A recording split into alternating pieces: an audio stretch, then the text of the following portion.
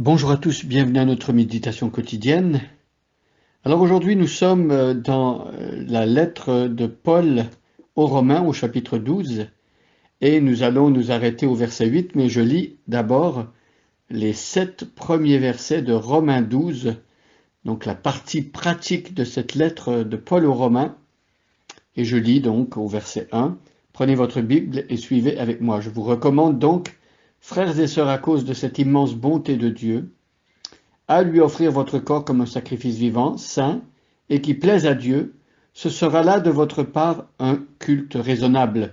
Ne prenez pas comme modèle le monde actuel, mais soyez transformés par le renouvellement de votre intelligence pour discerner quelle est la volonté de Dieu, ce qui est bon, agréable et ce qui est parfait. En vertu de la grâce que Dieu m'a faite, voici ce que je dis à chacun d'entre vous.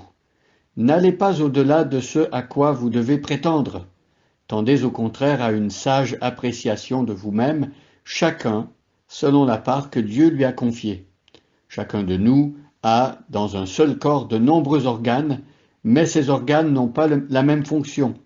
De même, alors que nous sommes nombreux, nous formons ensemble un seul corps par notre union avec Christ, et nous sommes tous et chacun pour sa part, membres les uns des autres, et nous avons des dons de la grâce différents que dans sa bonté Dieu nous a accordés.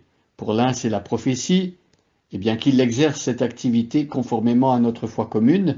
Pour un autre, c'est le service, qu'il se consacre à ce service, que celui qui a reçu un ministère d'enseignement enseigne, que celui qui a reçu un ministère d'encouragement encourage, que celui qui donne le fasse sans arrière-pensée, et que celui qui dirige le fasse avec sérieux, que celui qui secourt les malheureux le fasse avec joie. Alors ici, au verset 8, aujourd'hui, le verset nous parle de celui qui a reçu un ministère d'encouragement. Le Seigneur donne des dons et certains ont reçu ce don d'encouragement. On a dans la Bible, par exemple, Barnabas, que l'on retrouve au début du livre des Actes des Apôtres. Ce monsieur s'appelait Joseph à l'origine, c'était un lévite, et il était tellement un encourageur, il savait tellement encourager les frères et sœurs, qu'on lui a donné le surnom de Barnabas, fils d'encouragement ou fils d'exhortation. Donc on retrouve ainsi Barnabas au début du livre des Actes. Il y avait des pauvres, des personnes qui s'étaient converties et qui avaient été rejetées par leur famille. Et qu'est-ce que fait Barnabas pour encourager l'Église? Eh bien, il prend l'argent de ses champs, il vend ses champs, il prend l'argent et met aux pieds des apôtres cet argent qui allait servir à aider les pauvres qui avaient tout perdu quand ils s'étaient convertis. Barnabas, on va le retrouver ensuite en train d'encourager par exemple son neveu Marc, qui était parti en mission et qui avait failli, qui avait échoué. Lorsqu'est venu le temps de repartir pour un deuxième voyage missionnaire, Paul et Barnabas n'étaient pas d'accord.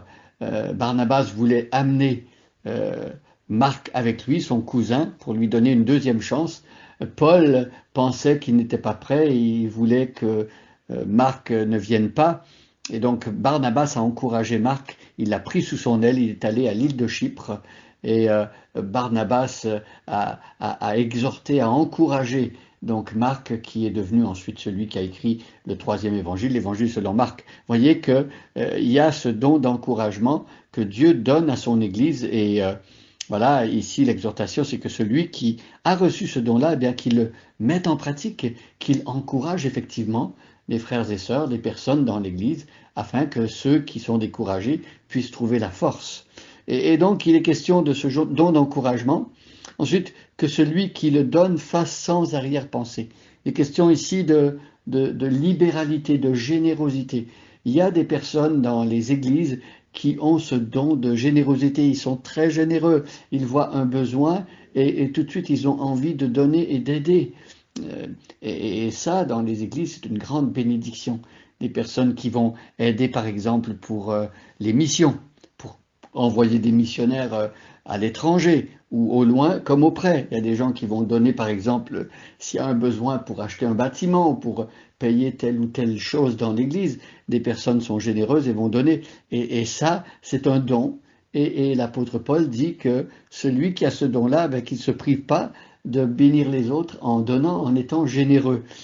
Dieu a été tellement généreux en nous donnant son Fils, Jésus a été tellement généreux en se livrant lui-même que ses enfants apprennent aussi à être généreux et certains ont un don de générosité, de libéralité qui est extraordinaire. Donc celui-là doit apprendre aussi à donner, que celui qui dirige fasse avec sérieux. Donc il y a des leaders, il y a des personnes qui vont présider des comités ou qui vont être responsables de tel ou tel aspect de la vie d'Église. Eh bien ici il est question de diriger et de le faire avec sérieux. Ce serait dommage de penser que parfois quand il s'agit du monde séculier ou quand il s'agit de notre emploi ou d'un patron, on accepte de travailler avec sérieux, on se dit waouh, il ne faut pas se louper, c'est le patron qui demande. Mais pensez que lorsqu'on sert dans l'Église, on sert le roi des rois. On sert le plus grand des patrons, le meilleur des patrons. Ne voulons-nous pas aussi servir et présider et diriger avec sérieux? Et que celui qui secourt les malheureux le fasse avec joie. Il s'agit ici également de secourir ceux qui ont des besoins, de tendre la main à ceux qui sont en difficulté. Dans l'Église, il y en a. Ça peut être des difficultés de toutes sortes, des difficultés matérielles. Ça peut être aussi secourir une personne qui est en dépression ou qui traverse une crise spirituelle. Il y a toutes sortes de besoins et toutes sortes de personnes qui vivent des malheurs dans la vie. Et donc, certaines personnes vont avoir ce don de miséricorde, ce don pour tendre la main et aller auprès de ceux qui sont malheureux.